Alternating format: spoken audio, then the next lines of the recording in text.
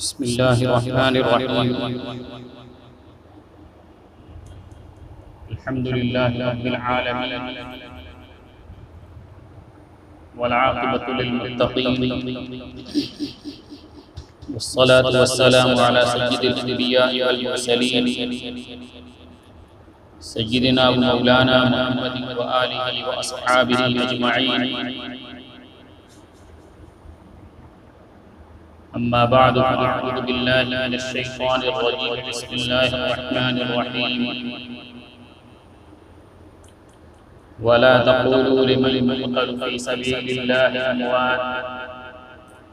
بل احياء عند ربهم يرزقون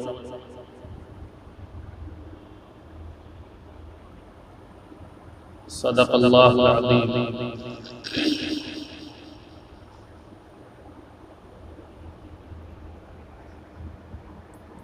محترم بھائیو، دوستو، بزرگو، آج محرم الحرام کی 6 تاریخ ہو گئی اور آج سے 4 دن کے بعد یعنی منگل کے دن وہ عاشورے کا دن ہوگا، 10 محرم الحرام ہوگی۔ محرم کا مہینہ شروع ہونے کے بعد ہمارے ذہنوں کے اندر اس سلسلے میں کچھ خاص موہومات پیدا ہونے لگتے ہیں کہ محرم کا مہینہ آیا، اب اس مہینے میں یہ ہوگا، یہ ہوگا، یہ ہوگا، اور ہم ساری چیزوں کو اپنی آنکھوں سے دیکھتے ہیں کہ اس کے اندر کس طریقے سے سینہ کوبی کی جاتی ہے، نواخوانی کی جاتی ہے، تعزیہ داری کی جاتی ہے، اور دولہا نکالا جاتا ہے، اور سبیلیں لگتی ہیں، اور کھچڑے اور حلیم پکائے جاتے ہیں، اور بھی کئی طرح کی خرافات ہوتی ہیں۔ یہ ساری چیزیں ہمارے ذہن کے اندر آنے لگتی ہیں، اور محرم کے تعلق سے ایک مخصوص نقشہ ہمارے دل و دماغ میں گردش کرنے لگتا ہے، اور اس مہینے کو اور خصوصاً 10 محرم الحرام کو حضرت حسین رضی اللہ تعالی عنہ کی شہادت کے طور پر یاد کیا جاتا ہے کہ 10 محرم الحرام کو نواز رسول حضرت فاطمہ الزہرا رضی اللہ تعالی عنہ کے فرزند حضرت حسین رضی اللہ تعالی عنہ کی کربلا کے میدان میں دردناک شہادت کا واقعہ پیش آیا تھا، اور اسی کو بنیاد بنا کر کچھ لوگ طرح طرح کے منفرد واقعات اور قصے کہانیاں بیان کرتے ہیں، اور اس کو اس طرح سے پیش کرتے ہیں کہ گویا کہ وہ تاریخ کے اندر شہادت کے سلسلے میں سب سے بڑا واقعہ ہے، اور اسلام کے اندر سب سے بڑی قربانی ہے، اور اسی قربانی کی وجہ سے اس دن کی عزت ہے، اور حضرت حسین رضی اللہ تعالی عنہ کی شہادت کے دن کو غم کے دن کے طور پر منانا، یہ اسلام کا حقیقی مظاہرہ ہے۔ اس طریقے سے اس کو پیش کیا جاتا ہے۔ پہلے یہ چیزیں غیروں کی طرف سے کی جاتی تھی، جن کو ہم شیعہ کے نام سے جانتے ہیں، لیکن رفتہ رفتہ اس کا رواج دھیرے دھیرے بڑھتا گیا، بلکہ بڑھتا ہی جا رہا ہے۔ پھر اس کام کے اندر کچھ ہمارے دوسرے برادران شامل ہوئے، اور اب دھیرے دھیرے ہم بھی اس کی زیب و زینت بنتے جا رہے ہیں۔ عملی طور پر اگرچہ ہماری اس کے اندر شرکت نہ ہو، لیکن تماشبین کے طور پر ہماری شرکت اس کے اندر ضرور ہوتی ہے، بلکہ ہم بالقصد اس کو دیکھنے کے لیے نکلتے ہیں۔ میرے بھائیوں دوستوں بزرگوں، آپ نے بارہا سنا ہوگا کہ اسلام کے اندر انسان کی زندگی کے ہر لمحے کے لیے رہبری موجود ہے کہ اس کو کیا کرنا ہے اور کیا نہیں کرنا ہے۔ تاریخ کے اندر جو واقعات پیش آئے اس کی کتنی اہمیت ہے اور اس کو مستقبل میں ہمیں کس طور سے یاد کرنا ہے، یہ ساری رہبری موجود ہے۔ 10 محرم الحرام کو حضرت حسین رضی اللہ تعالی عنہ کی شہادت کا واقعہ پیش آیا۔ بے شک دردناک شہادت تھی، پورے خاندان کے ساتھ آپ نے شہادت کو قبول فرما لیا اور دردناک طریقے سے شہید کیے گئے۔ لیکن کیا اسی واقعے کی بنیاد پر اس دن کی اہمیت ہے؟ کیا عاشورے کے دن کی حرمت اور اس کا احترام اسی واقعے کی بنیاد پر ہے؟ محرم کا مہینہ جس کو قرآن کے اندر شہر اللہ فرمایا گیا، حدیث کے اندر شہر اللہ فرمایا گیا، جس کو حرمت والا مہینہ قرار دیا گیا، احترام والا مہینہ قرار دیا گیا، کیا اس کی بنیاد یہی واقعہ ہے؟ میرے بھائیوں دوستوں بزرگوں، محرم والے مہینے کی حرمت یہ اول دن سے اللہ تبارک و تعالیٰ نے اس محرم کے مہینے کی حرمت قرآن پاک کے اندر نازل فرمائی کہ محرم کا مہینہ احترام والا مہینہ ہے، عزت والا مہینہ ہے، اس کے اندر جنگ و جدال نہیں کی جائے گی، اس کے اندر امن کے ماحول کو قائم کیا جائے گا۔ قرآن پاک کے اندر اس کی حرمت کو بیان فرمایا گیا۔ رسول اللہ صلی اللہ علیہ وسلم نے اس کو شہر اللہ بیان فرمایا کہ اللہ تبارک و تعالیٰ کا مہینہ ہے، یعنی اس مہینے کی تعظیم کرنی چاہیے۔ اور پھر اس کے بعد 10 محرم الحرام عاشورے کا دن، اس کی حرمت بہت پہلے سے چلی آ رہی ہے۔ حضرت حسین رضی اللہ تعالی عنہ کی شہادت سے پہلے ہی آپ صلی اللہ علیہ وسلم کے زمانے کے اندر بھی اس کی حرمت مسلم تھی۔ آپ صلی اللہ علیہ وسلم خود 10 محرم الحرام کو روزہ رکھا کرتے تھے۔ اس دن کی عظمت کے سلسلے میں بہت سارے واقعات بیان کیے جاتے ہیں کہ اسی دن حضرت آدم علیہ السلام جنت سے نکال کر دنیا میں بھیجے گئے تھے۔ اسی دن نوح علیہ السلام کی کشتی جودی پہاڑ کے اوپر ٹھہری تھی۔ اسی دن ابراہیم علیہ السلام کو اس آگ سے نجات ملی تھی، اور بھی بے شمار واقعات جو تاریخ کے اندر مذکور ہے، سب کی نسبت اسی دن کی طرف کی جاتی ہے کہ اس دن یہ سارے بڑے بڑے واقعات پیش آئے تھے۔ لیکن حقیقت میں کوئی واقعہ اس کے حقیقی معنی میں اس کی کوئی اصل نہیں ہے۔ صرف ایک واقعہ ہے، حدیث کے اندر مذکور ہے کہ وہ 10 محرم الحرام کو پیش آیا تھا حضرت موسیٰ علیہ السلام کا، کہ حضرت موسیٰ علیہ السلام اور ان کی قوم بنی اسرائیل کو جو فرعون سے نجات ملی تھی وہ اسی 10 محرم الحرام کے دن ملی تھی۔ پورا واقعہ آپ حضرات کو معلوم ہے کہ جب بنی اسرائیل کی فرعون کے لشکر سے لڑائی ہوئی اور موسیٰ علیہ السلام لشکر کو لے کر چلے تو دریا بیچ میں وہ دریائے نیل آیا۔ اللہ کے حکم سے آپ نے اس کے اوپر لاٹھی ماری اور 12 راستے بنے، اور اپنے آپ پورے بنی اسرائیل کو لے کر اس کے اوپر سے پار ہو گئے۔ اور فرعون جب اپنا لشکر لے کر آیا تو اللہ تبارک و تعالیٰ کے حکم سے وہ راستہ ختم ہو گیا، اور فرعون اپنے لشکر سمیت اس کے اندر غرق ہو گیا اور ختم ہو گیا، اور بنی اسرائیل کو اس سے نجات ملی۔ یہ 10 محرم الحرام کا واقعہ تھا۔ اسی نجات کی خوشی کے اندر بنی اسرائیل 10 محرم الحرام کا روزہ رکھا کرتے تھے، اور رسول اللہ صلی اللہ علیہ وسلم بھی ہمیشہ 10 محرم الحرام کا روزہ رکھا کرتے تھے عاشورے کے دن، بلکہ رمضان مبارک کا روزہ فرض ہونے سے پہلے عاشورے کے دن کا روزہ فرض تھا۔ آپ ہمیشہ اپنے اس دن روزے کا اہتمام فرمایا اور اس کی اہمیت بیان فرمائے کہ جو شخص عاشورے کے دن کا روزہ رکھے گا اس کے گزشتہ 1 سال کے گناہ معاف ہو جائیں گے۔ آپ نے اس کی اہمیت بیان فرمائی۔ تو پہلا کام یہ بیان فرمایا کہ اس دن کرنے کا کام کیا ہے کہ عاشورے کے دن کا روزہ رکھا جائے۔ آپ نے ہمیشہ اس دن کا روزہ رکھا، اور پھر جب آپ کی زندگی کا آخری سال آیا تو آپ نے اس دن آخری سال کے اندر یہ خیال ظاہر فرمایا کہ یہود بھی اس دن روزہ رکھتے ہیں، بنی اسرائیل بھی اس دن روزہ رکھتے ہیں، اگر میں آئندہ سال روزہ رہا تو میں اس کے ساتھ 1 دن اور ملا کر روزہ رہوں گا، یعنی 10ویں تاریخ کے ساتھ 1 دن اور شامل کروں گا، 9 تاریخ یا 11 تاریخ۔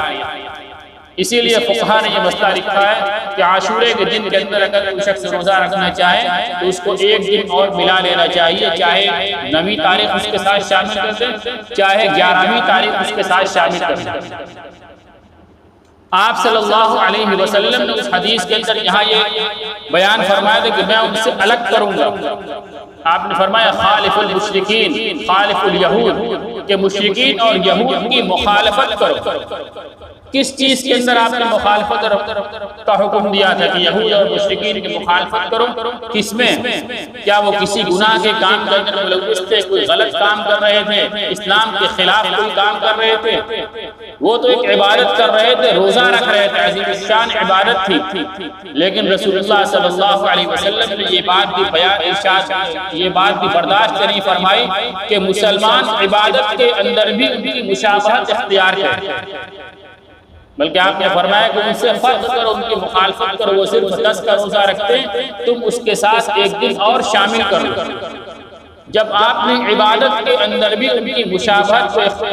برداشت نہیں فرمایا تو دیگر اور چیزوں کے اندر آپ کیسے برداشت کریں گے کہ مسلمان دوسرے قوموں کی مشابہت اختیار کریں؟ آج مسلمان کی زندگی کس رخ کے اوپر جا رہی ہے؟ زندگی کا ہر شعبہ اٹھا کر دیکھ لیجیے، اس کے گھر کے اندر رہنے کا طریقہ ہو، اس کے تعلیم حاصل کرنے کا طریقہ ہو، اس کے کھانے کا طریقہ ہو، اس کے سفر کا طریقہ ہو، اس کے سونے کا طریقہ ہو، اس کے معاملات کا طریقہ ہو، کہیں اسلام کی کوئی ذرا سی بھی جھلک نظر آتی ہے؟ کھانا کیسے پسند کرے گا؟ اسی یہود کے طریقے کے اوپر کھانا اس کو پسند ہے، اسلامی طریقے کے اوپر دسترخوان بچھا کر اور ہاتھ دھل کر اور سنت طریقے سے کھانا، اس کو دقیانوسیت سمجھ میں آتی ہے کہ زمین پر بیٹھ کر کیسے کھایا جائے، وہ میز ٹیبل کرسی لگا ہوا ہو یا کھڑے ہو کر کھانا کھایا جائے، اس کو انسانیت اور یہ کہیے کہ ایک اونچے معیار کی چیز کی تصور کیا جاتا ہے، یہودیوں کی چیز ہے۔ اسلام نے جو تعلیم دی تھی اس کے اندر اس کو دقیانوسیت سمجھ میں آتی ہے۔ اسلامی لباس، اس سے اس کا من اوب جاتا ہے کہ اسلامی لباس پہن کر ہم دنیا کی کسی رسم و رواج کے اندر شرکت کریں، دنیا کی تقریب کے اندر شرکت کریں، اس کی ناک کٹتی ہے۔ میرے بھائیو دوستو بزرگو، ہر جگہ کے اوپر ہم کس کی نقالی کر رہے ہیں؟ ہم غیروں کی نقالی کر رہے ہیں یا رسول اللہ صلی اللہ علیہ وسلم کے لائے ہوئے دین کے اعتبار سے گزار رہے ہیں؟ عبادت کے اندر آپ نے ان کی مشابہت کو برداشت نہیں کیا ہے تو دیگر اور چیزوں کے اندر جو گناہ کی چیزیں ان کے اندر آپ صلی اللہ علیہ وسلم مشابہت کیسے برداشت کریں؟ اس لیے اس کے اندر آپ نے یہ تعلیم دی ہے کہ ہر طریقے سے اس کی مخالفت کریں۔ اسلام جو ہمیں دین دیا گیا ہے یہ امتیاز کا نام ہے کہ زندگی کے ہر شعبے کے اندر مسلمانوں کے اندر امتیاز ہو، وہ اپنے لباس کی وجہ سے پہچانے جائیں، اپنی شکل صورت کی وجہ سے پہچانے جائیں، اپنے معاملات کی وجہ سے پہچانے جائیں، اپنے معاشرت کی وجہ سے پہچانے جائیں، اپنی عبادات کی وجہ سے پہچانے جائیں۔ وہ جہاں سے گزریں ان کی زندگی غیروں سے نمایاں نظر آئے، جس کے ساتھ وہ معاملہ کر لیں وہ ان کے معاملے کا گربیلا ہو جائے، جس کے ساتھ یہ بول لیں، جس کے ساتھ یہ بیٹھ جائیں، یہ ان کے اخلاق کا عاشق ہو جائے۔ یہ اسلام نے ہمیں تعلیم دی، لیکن ہم اسلام کو چھوڑ کر غیروں کی طرف جا رہے ہیں۔ تو میرے بھائیو دوستو بزرگوں، میں عرض کر رہا تھا کہ عاشورے کے دن جو واقعہ پیش آیا حضرت حسین رضی اللہ تعالی عنہ کا، یہ بے شک تاریخ کا دردناک واقعہ ہے، لیکن صرف یہی ایک واقعہ پیش نہیں آیا پورے اسلامی تاریخ کے اندر کہ ہم اس کو غم کے دن کے طور پر منائیں۔ اسلام کی پوری تاریخ غموں کے واقعے سے بھری پڑی ہے۔ سال کا کوئی دن آپ کو ایسا نہیں ملے گا جس کے اندر اسلام کے نام پر کوئی قربانی نہ دی گئی ہو، گردن نہ کٹائی گئی ہو۔ سال کے ہر دن میں اسلام کے اندر کوئی نہ کوئی بڑی قربانی دی گئی ہے۔ اگر ہم 10 محرم الحرام کو غم کا دن مناتے ہیں تو 10 محرم الحرام سے پہلے 1 محرم الحرام کا دن آتا ہے جس دن اسلامی سال کی شروعات ہوتی ہے۔ حضرت عمر رضی اللہ تعالیٰ خلیفہ ثانی جو رسول اللہ صلی اللہ علیہ وسلم کے مطلوب تھے، جن کو اللہ تبارک و تعالیٰ سے آپ نے مانگا تھا کہ اسلام کو عمر اور بنو ہشام یعنی ابو جہل جن کی دونوں کا نام عمر لکھا جاتا ہے، دونوں میں سے کسی ایک کے ذریعے اسلام کو قوت عطا فرما، تو اللہ تبارک و تعالیٰ نے عمر رضی اللہ تعالیٰ عنہ کے ذریعے اسلام کو قوت عطا فرمائی۔ جن کے بارے میں رسول اللہ صلی اللہ علیہ وسلم نے فرمایا کہ اگر میرے بعد کوئی نبی ہوتے تو حضرت عمر رضی اللہ تعالی لو کان بعدی نبی لکان عمر، جن کے بارے میں لکھا ہے کہ جن کے دور حکومت کے اندر اسلام 22 لاکھ مربع میل تک پھیل گیا تھا، جن کے بارے میں یہ لکھا ہے کہ اگر دنیا کے اندر دوسرا عمر پیدا ہو جاتا تو دنیا سے دوسرے مذاہب کا وجود ختم ہو جاتا، پوری دنیا میں اسلام لہرا جاتا، وہ حضرت عمر رضی اللہ تعالیٰ ان کی شہادت 1 محرم الحرام کو پیش آئی، وہ بھی شہید ہوئے تھے، بستر کے اوپر نہیں مرے، اور ان سے پہلے 18 ذی الحجہ کو حضرت عثمان رضی اللہ تعالیٰ عنہ کی دردناک شہادت پیش آئی، وہ تو ایک تاریخ کا زبردست باب ہے، اور عثمان رضی اللہ تعالیٰ عنہ جو اپنے مال کو اسلام کے اوپر زبردست لگانے والے تھے، بے دریغ خرچ کرنے والے تھے، ان کے اوپر کھانا بند کر دیا گیا، پانی بند کر دیا گیا، ان کی مسجد بند کر دی گئی، ان کے گھر کا دروازہ بند کر دیا گیا، جس کنویں کو انہوں نے مدینہ والوں کے لیے اپنے ذاتی پیسے سے خرید کر مدینہ والوں کے لیے وقف کیا تھا، میٹھے پانی کے کنویں کو، اس کنویں سے 1 بوند پانی ان کے لیے پینا منع کر دیا گیا، جس مسجد نبوی کی توسیع کے لیے اپنی ذاتی سرمایہ سے انہوں نے مسجد کی زمین خرید کر وقف کی تھی، اس مسجد کا داخلہ ان کے لیے بند کر دیا گیا، جس مسجد کا دروازہ انہوں نے اپنے ذاتی سرمایہ سے بنایا تھا، اس مسجد کا دروازہ ان کے لیے بند کر دیا گیا، جو لوگوں کے لیے بے شمار غلے جو ہے تو لگانے والا تھا، اس کو 1 دانے کے لیے محتاج کر دیا گیا، اس کو اپنے گھر کے اندر قید بند کی صحبت دی گئی، اور ان کو ان کے گھر کے اندر قرآن پاک پڑھتے ہوئے شہید کر دیا گیا، وہ قرآن پاک جن کو جمع کرنے کا شرف ان کو حاصل ہے، جن کو جامعہ قرآن کہا جاتا ہے، قرآن کو جنہوں نے جمع کیا تھا، قرآن پڑھتے ہوئے قرآن کے ساتھ ان کو شہید کر دیا گیا، ان کا واقعہ تاریخ کے اندر مذکور 18 ذی الحجہ کو ان کو زبردست طریقے سے شہید کیا گیا، اور ان سے پہلے بے شمار واقعات ہیں، خود جناب رسول اللہ صلی اللہ علیہ وسلم اس دنیا سے 12 ربیع الاول کو پردہ فرما گئے، لیکن کیا تاریخ کے اندر کسی واقعے کو شہادت کے دن کے طور پر منایا جاتا ہے؟ حضرت حسین رضی اللہ تعالیٰ عنہ کو جو عظمت حاصل ہے وہ کس کی وجہ سے حاصل ہے؟ وہ رسول اللہ صلی اللہ علیہ وسلم کا نواسائی ہونے کی وجہ سے جو عظمت حاصل ہے، خدا نے اسلام کے لیے قربانی دی، آپ کی بھی شہادت ہوئی تھی، آپ کو جو آپ کی دنیا سے پردہ فرما گئے وہ طبعی موت نہیں تھی، بلکہ وہ شہادت کی، آپ کی جو وفات ہوئی تھی وہ زہر کے اثر کی وجہ سے، جو ایک یہودی عورت نے آپ صلی اللہ علیہ وسلم کھانے کے اندر ملایا تھا، اسی زہر کے اثر کی وجہ سے آپ کا انتقال ہوا تھا، جو شہادت تھی، اور اس دن مدینہ کے اندر کتنا زبردست غم کا ماحول تھا، وہ آپ حضرات جانتے ہیں کہ مدینہ کے اندر ہر چیز لوگوں کو تاریک نظر آ رہی تھی، عمر رضی اللہ تعالیٰ عنہ جیسا زبردست جنرل اپنا آپا کھو بیٹھا تھا، اعلان کرنا تھا اگر کوئی کہے گا کہ رسول اللہ صلی اللہ علیہ وسلم پردہ فرما گئے تو میں اس کی گردن مار دوں گا، اس کو قبول کرنے کے لیے تیار نہیں تھے، ایسا غم کا ماحول تھا، لیکن تاریخ کے اندر کہیں نہیں ملتا کہ رسول اللہ صلی اللہ علیہ وسلم سے پردہ فرمانے کے بعد لوگوں نے اس دن کو غم کے طور پر منایا، حضرت عمر رضی اللہ تعالیٰ عنہ کی شہادت کے دن کو غم کے طور پر منایا گیا، حضرت عثمان رضی اللہ تعالیٰ عنہ کی شہادت کے دن کو غم کے طور پر منایا گیا، حضرت علی رضی اللہ تعالیٰ عنہ کی شہادت کے دن کو غم کے طور پر منایا گیا، کسی نے اس دن کو غم کے طور پر نہیں منایا، اور غم کے طور پر کیوں منائیں گے اہل سنت والجماعت؟ شہادت کا دن، شہادت کا مقام، یہ تو لوگوں کی مراد تھی، رسول اللہ صلی اللہ علیہ وسلم کی مراد تھی، آپ صلی اللہ علیہ وسلم دعا کیا کرتے کہ اللہ مجھے تیرے راستے کے اندر شہادت نصیب ہو جائے، حضرت عمر رضی اللہ تعالیٰ عنہ بارہا اپنی دعا کے اندر یہ ذکر کیا کرتے تھے، اللہم انی اسألک شہادۃ فی سبیلک وموتا ببلد رسولک،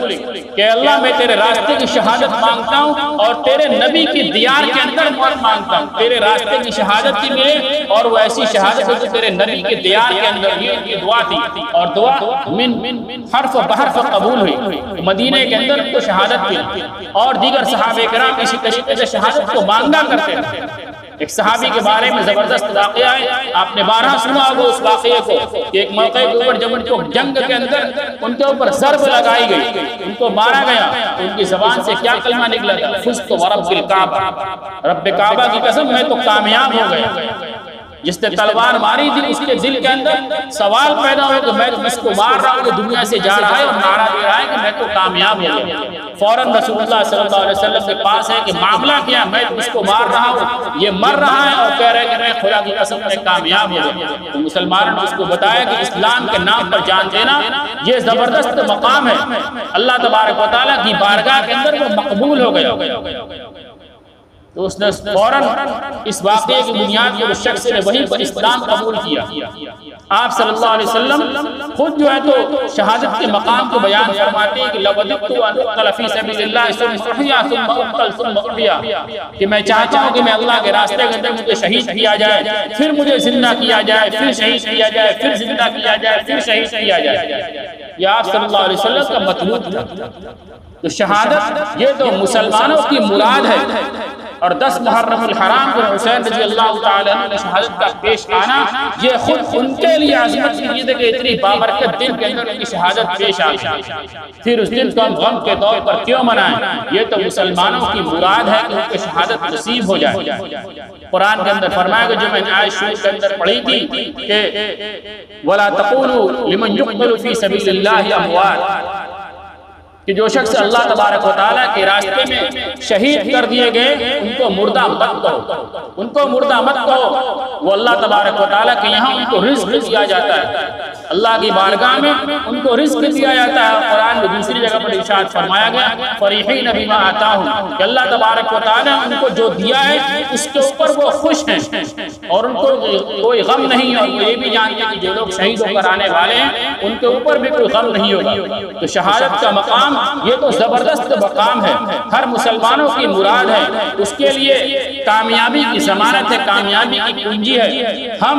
اس کے لیے اس کے اوپر غم کا اظہار کیوں کریں؟ غم کا اظہار یوں بھی اسلام کے اندر کسی کے لیے جائز نہیں ہے کہ کسی کے انتقال کے بعد 3 دن سے زیادہ اس کے اوپر شوق کا اظہار کیا جائے، اس کے اوپر 3 دن سے زیادہ ماتم کیا جائے، سوائے عورت کے لیے جس کے شوہر کا انتقال ہو جائے وہ 4 مہینہ 10 دن شوق کر سکتی ہے، اور شوق کرنے کا یہ مطلب بھی نہیں ہے کہ وہ سینہ کوبی کرے، ماتم کرے، چیخے چلائے، بلکہ غم اس کا تعلق دل سے ہے۔ حضرت زینب رضی اللہ تعالیٰ عنہ رسول اللہ صلی اللہ علیہ وسلم کی صاحب زادی کے جب انتقال ہوا تھا تو وہاں پر کچھ لوگ رو رہے تھے، اور رونے کے اندر وہ گریبان پیٹ رہے تھے اور اپنے گلا پیٹ رہے تھے۔ تو رسول اللہ صلی اللہ علیہ وسلم نے فوراً ارشاد فرمایا جو آنکھ سے جو آنسو گرتا ہے، آنکھ سے جو آنسو گرتا ہے جس کے اندر کوئی آواز نہ ہو، یہ اللہ تبارک و تعالیٰ کی طرف سے ہوتا ہے۔ یعنی کیا فرمانے کا مطلب کیا تھا؟ یہ فطری غم ہے جو انسان کی آنکھ سے نکلتا ہے۔ کسی کا بیٹا انتقال فرما جائے، انتقال کر جائے، دنیا سے چلا جائے، کسی کا اولاد دنیا سے چلی جائے، کسی کے والدین دنیا سے چلے جائے، قریبی دوست دنیا سے چلا جائے، اس کی آنکھ سے آنسو گر جائے، یہ فطرت کی چیز ہے، فطرتاً ایسا ہو سکتا ہے۔ لیکن